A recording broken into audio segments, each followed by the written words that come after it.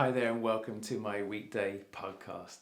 We're currently looking at spiritual warfare, and today I want us to discover what the armour of God is so that we can be equipped for battle. Isaiah the prophet already mentioned the armour of God in Isaiah 59. He says this: put on the righteousness as his breastplate and the helmet of salvation on his head.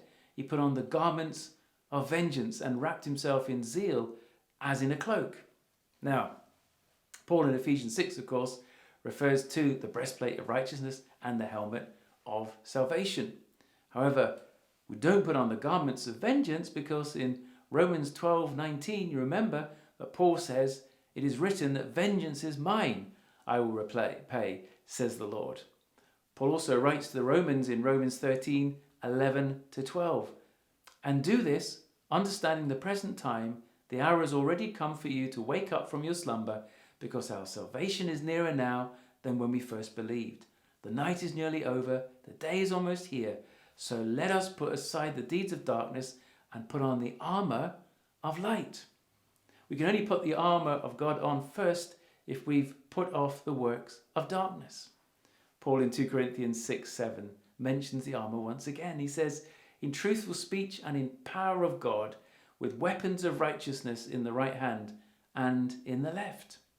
The armour of God found in Ephesians 6:10-18 is made up of 6 items: the belt of truth, breastplate of righteousness, shoes of the gospel, shield of faith, helmet of salvation, and sword of the Spirit.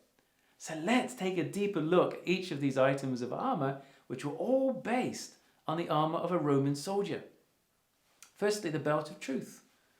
Paul was referring here to the belt worn by a Roman soldier, which is also called a cingulum or balteus, which played a crucial role in the effectiveness of the soldier's armour. The balteus was worn with pride by a soldier, and it was worn at all times. And under Roman law, only a soldier could wear a balteus. It was the belt that held the scabbard, which held the sword, as well as strips of leather to protect the lower body. Now, these belts were often decorated with ornate buckles and metal plates, strap ends and other attachments, and as well as holding the scabbard for the sword and often a dagger also, it held all the armour together. So it may not on the face of it seem like an important piece of armour compared to, say, the helmet or the breastplate, but it's a crucial piece. And Paul says that for us this is the belt of truth.